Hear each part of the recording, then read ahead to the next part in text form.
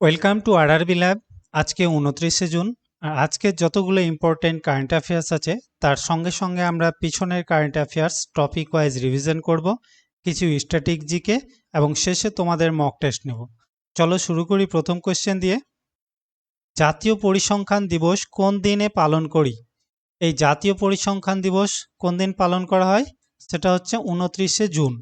আচ্ছা, 29শে জুন এটা প্রখ্যাত পরিসংখ্যানবিদ অধ্যাপক প্রশান্ত চন্দ্র মহলানবিশের জন্মবার্ষিকী উপলক্ষে 29শে জুন দিবসটিকে আমরা পালন করি। ইন্ডিয়ান স্ট্যাটিস্টিক্যাল ইনস্টিটিউটস এটি কলকাতায় অবস্থিত, যার প্রতিষ্ঠাতা প্রশান্ত চন্দ্র মহলানবিশ, এবং দ্বিতীয় পঞ্চবার্ষিকী পরিকল্পনার সময় ইনি মেন ভূমিকায় ছিলেন। আচ্ছা, জুন মাসের কিছু গুরুত্বপূর্ণ দিনগুলো দেখে নিই। 5 জুন হচ্ছে বিশ্ব পরিবেশ দিবস, যার থিম হলো inspired by nature or climate for our future. 7 জুন বিশ্ব খাদ্য সুরক্ষা দিবস। 8 জুন হচ্ছে বিশ্ব মহাসাগর দিবস। 14 জুন বিশ্ব রক্তদাতা দিবস, যার থিম হলো on drop of humanity, give blood, save lives. 20 June হচ্ছে বিশ্ব শরণার্থী দিবস। 21শে জুন আমরা আন্তর্জাতিক যোগ দিবস পালন করেছি। এর থিম ছিল যোগা ফর হেলদি এজিং, এবং এই 21শে জুন ভিটামিন ডি দিবস হিসেবে ইন্ডিয়ান মেডিকেল অ্যাসোসিয়েশন এই ভিটামিন ডি দিবস হিসেবে ঘোষণা করেছে। আর 23শে জুনকে আন্তর্জাতিক অলিম্পিক দিবস হিসেবে আমরা পালন করি। আমি 2028-এর অলিম্পিক গেমসটা কোথায় হবে? ইউএসএ, আমেরিকায়। 29শে জুন হচ্ছে জাতীয় পরিসংখ্যান দিবস, প্রশান্ত চন্দ্র মহলানবিশের জন্মবার্ষিকী উপলক্ষে আমরা পালন করি। জুলাই, 1 জুলাই হচ্ছে চিকিৎসক দিবস বা জিএসটি দিবস। 11 জুলাই বিশ্ব জনসংখ্যা দিবস। 19শে জুলাই ব্যাংক জাতীয়করণ দিবস। এই 19শে জুলাই 1969 খ্রিস্টাব্দে 14টি ব্যাংকে জাতীয়করণ করা হয়। তো এই দিনটি সেজন্য জাতীয়করণ দিবস হিসেবে আমরা পালন করি। প্রচুর ইম্পর্টেন্ট, এক্সামে অনেকবার আসে। হ্যাঁ, 26শে জুলাই কার্গিল বিজয় দিবস, কার্গিল 1999। 28শে জুলাই হচ্ছে বিশ্ব হেপাটাইটিস দিবস, আর 29শে জুলাই আন্তর্জাতিক বাঘ দিবস। জানুয়ারি মাসের 9 তারিখে 9 জানুয়ারি প্রবাসী ভারতীয় দিবস। 10 জানুয়ারি বিশ্ব হিন্দি দিবস। 12 জানুয়ারি জাতীয় যুব দিবস, যার থিম ছিল ignite yourself, impact the world. আর 15 জানুয়ারি ছিল আর্মি ডে। 23শে জানুয়ারি পরাক্রম দিবস, যেটা নেতাজি সুভাষচন্দ্র জন্মবার্ষিকী হিসেবে আমরা পালন করি। আর 25শে জানুয়ারি জাতীয় ভোটার দিবস। 26শে জানুয়ারি প্রজাতন্ত্র দিবস। আর 30শে জানুয়ারি শহীদ দিবস বা বিশ্ব কুষ্ঠ দিবস। আজকে এতটুকুই। হ্যাঁ, প্রতিদিন আমরা একটু একটু করে রিভিশন করতে থাকব। চলো নেক্সট কোয়েশ্চেন।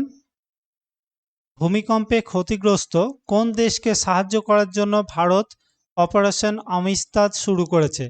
তো এই অপারেশন অমিস্তাদ রিসেন্টলি ভেনেজুয়েলায় একটা বিরাট ভূমিকম্প হয়েছে, সেখানেই এই অপারেশন অমিস্তাদ শুরু করেছে।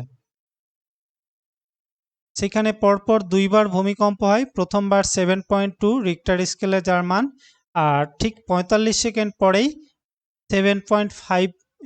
এখানে প্রচুর লোক সংখ্যা মারা গিয়েছে। মেবি এখনো অনেক 50,000-এর মতো বিল্ডিংয়ের নিচে চাপা পড়ে আছে। তো 10,000 প্লাস তো হবেই। আচ্ছা, গুরুত্বপূর্ণ অপারেশনগুলো দেখি।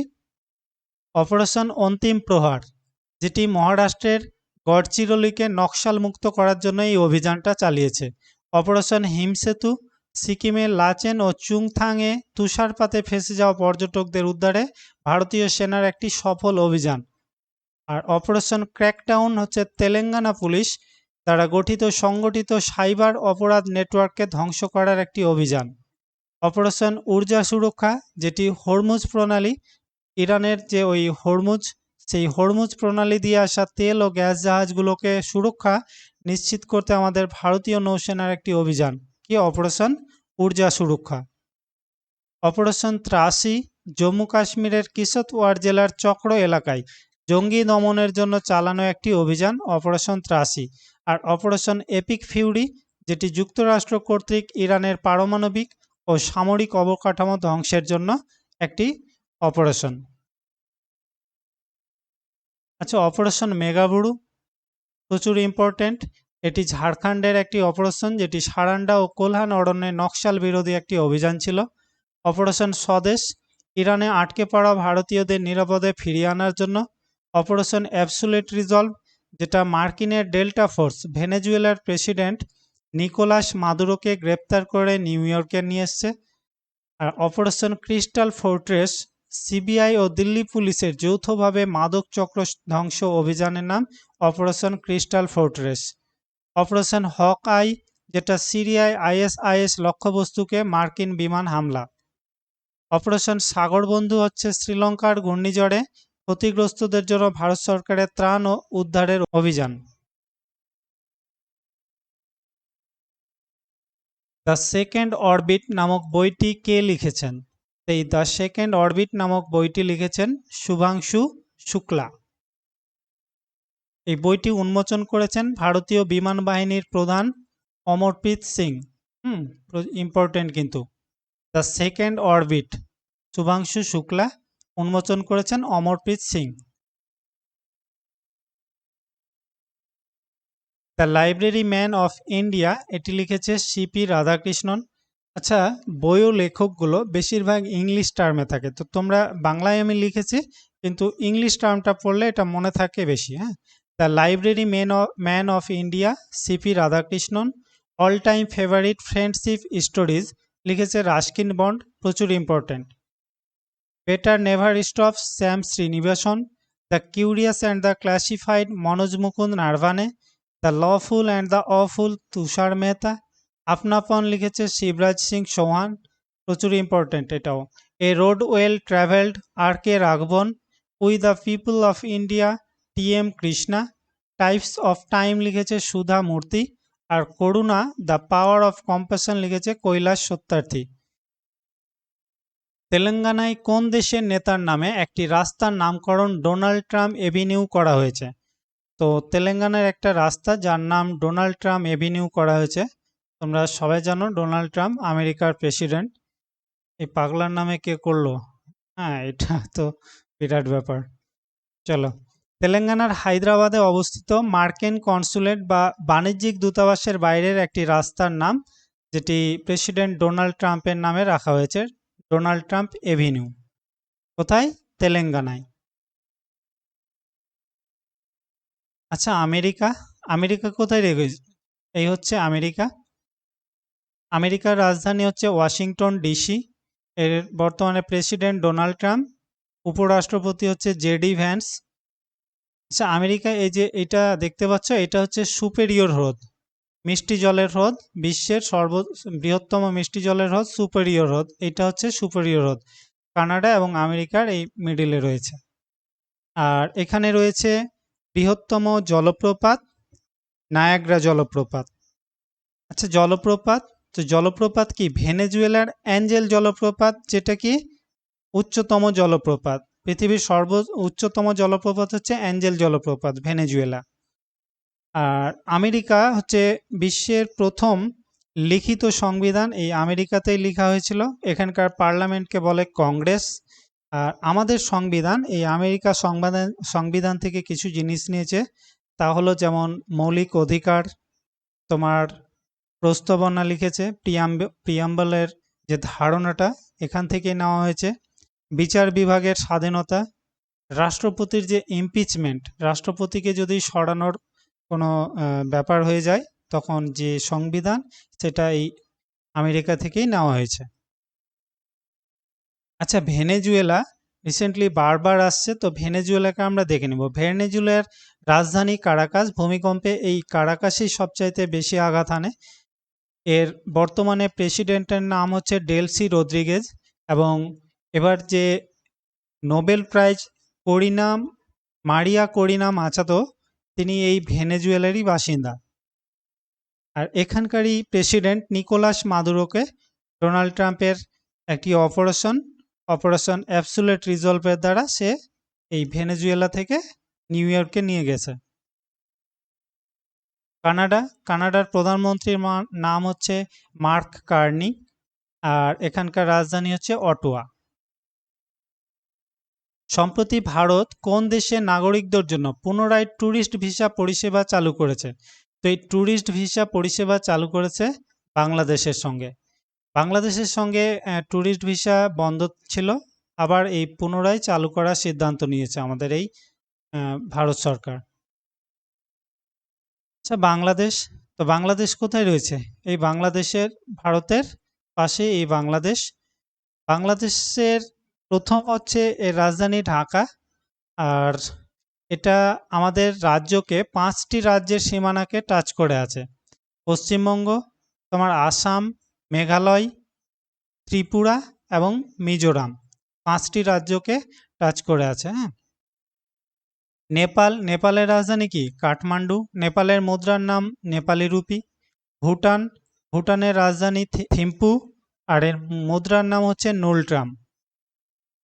তোমার মায়ানমার, মায়ানমারের নিপিডাও রাজধানী আর কিয়াত, এখানকার মুদ্রার নাম হচ্ছে কিয়াত। থাইল্যান্ডের রাজধানীর নাম ব্যাংকক, এখানকার মুদ্রার নাম হচ্ছে থাইবাট। ওকে, এগুলো আছে এক্সামে। এই কাছাকাছি যে এইটুকু আছে, এদের বেশিরভাগ হয় রাজধানী আসবে নয় মুদ্রা আসবে, বাকি কিছু না। জাতীয় গ্রামীণ উন্নয়ন সম্মেলন 2026 কোথায় আয়োজন করা হচ্ছে? তো জাতীয় গ্রামীণ উন্নয়ন এই সম্মেলনটি আয়োজন করা হচ্ছে নয়াদিল্লিতে। 18 এবং 19 জুন এটা এই আয়োজনটা চলছে, 18 জুন থেকে। এর সভাপতিত্ব করছেন বর্তমান কৃষি ও কৃষক কল্যাণ মন্ত্রী শিবরাজ সিং চৌহান। দিল্লি, তো মুখ্যমন্ত্রীকে রেখা গুপ্তা, এর লেফটেন্যান্ট গভর্নর হচ্ছে সর্দার তরণজিৎ সান্ধু। দিল্লিকে মহাভারতে ইন্দ্রপ্রস্থ নামে জানতো। হ্যাঁ, ইন্দ্রপ্রস্থ।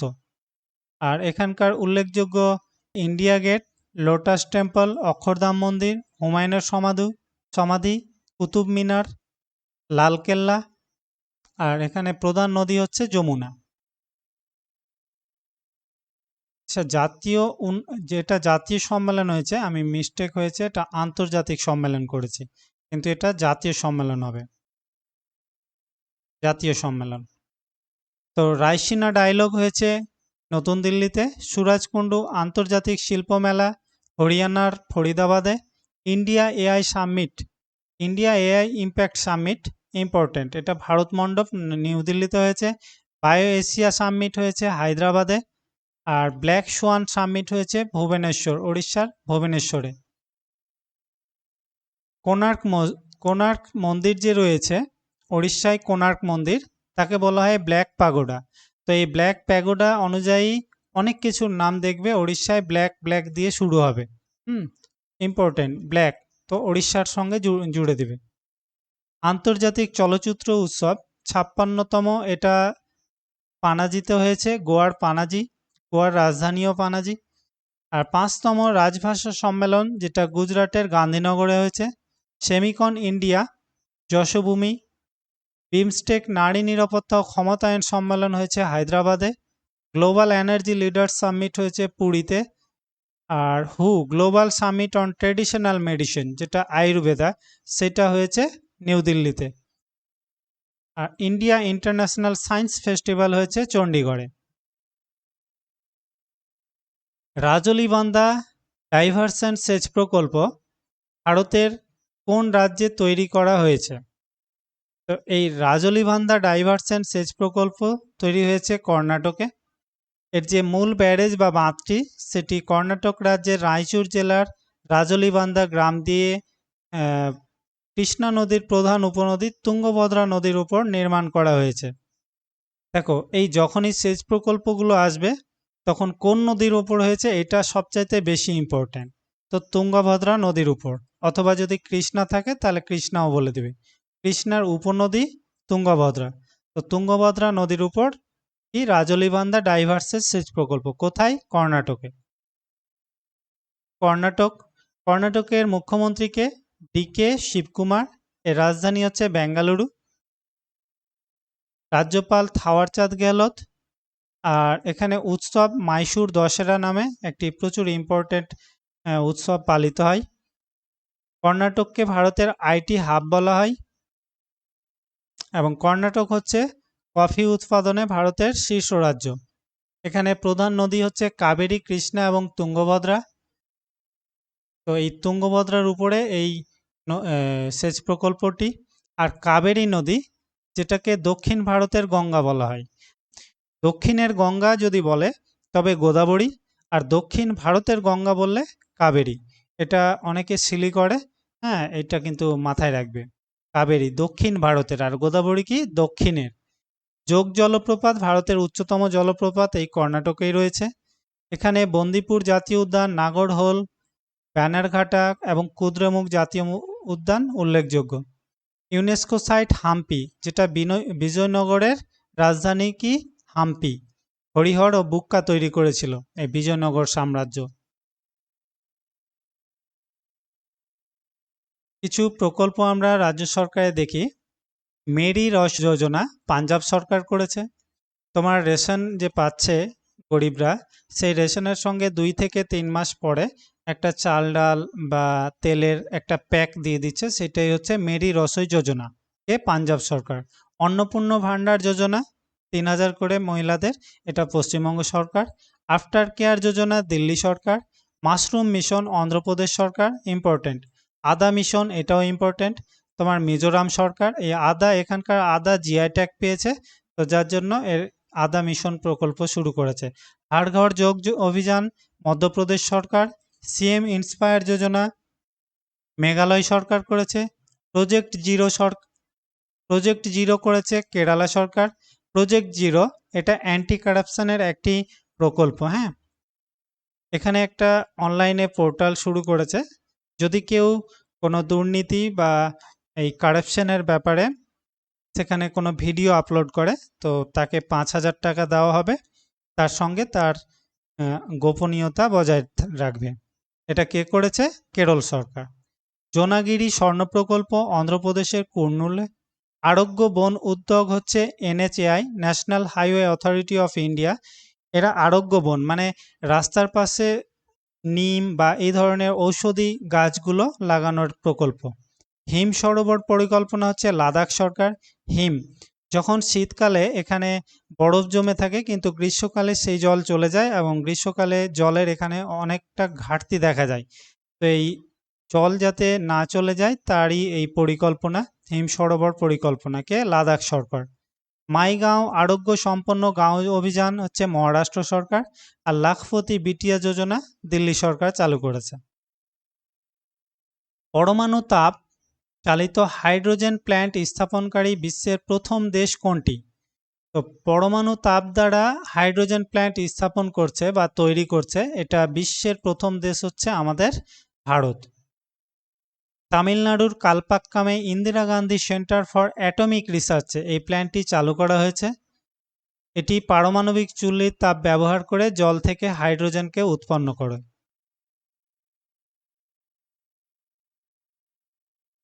এআই মন্ত্রণালয় গঠনকারী ভারতের প্রথম রাজ্য হচ্ছে কেরালা। ভারতের প্রথম হাইড্রোজেন বাস পরিষেবা শুরু হয়েছে দিল্লিতে।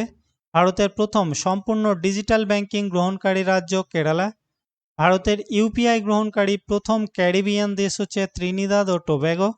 ভারতের প্রথম স্পেস টেক ইউনিফর্ম কোম্পানির নাম স্কাইরুট অ্যারোস্পেস।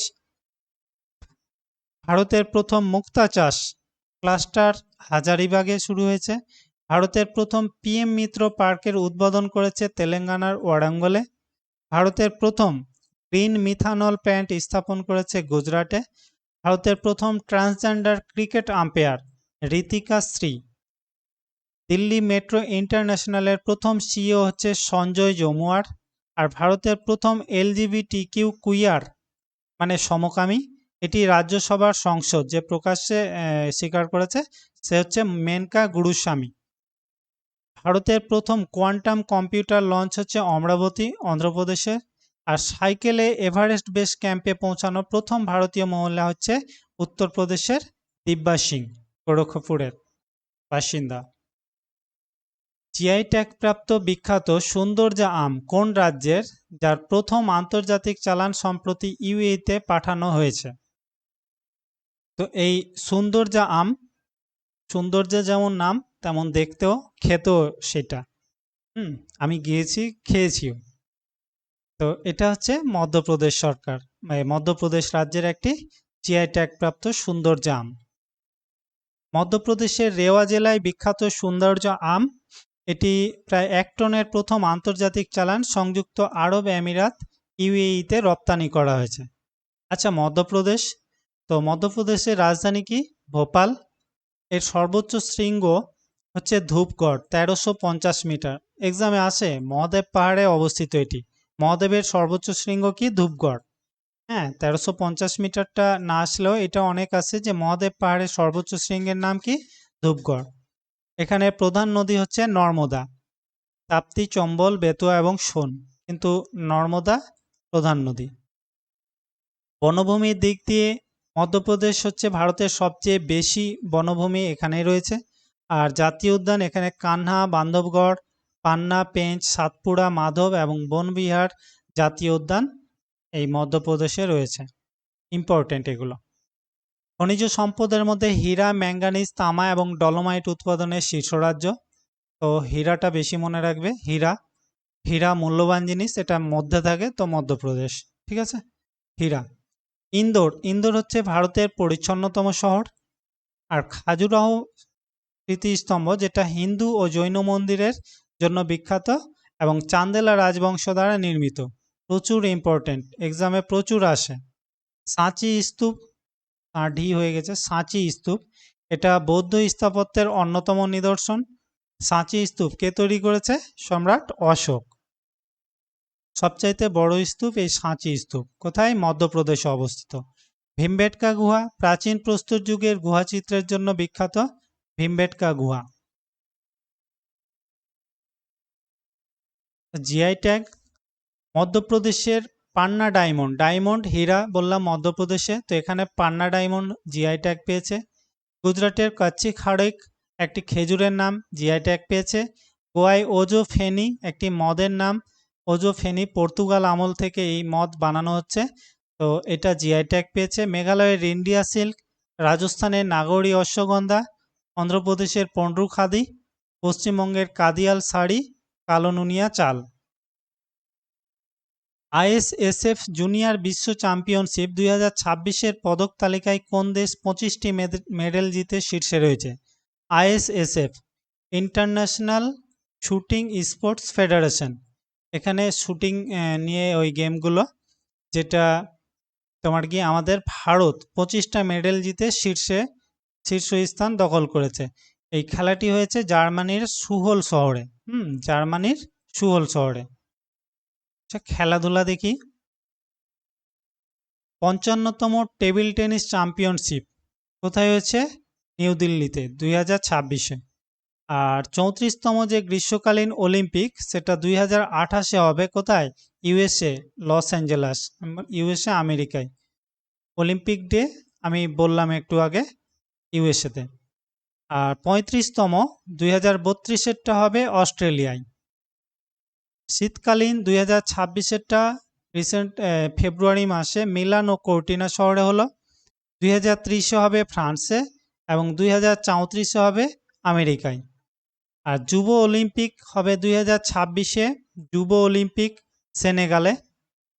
তোমার স্পোর্টস গেম, যেটা সৌদি আরবে হয়েছে, অলিম্পিক স্পোর্টস গেম 2025-এ।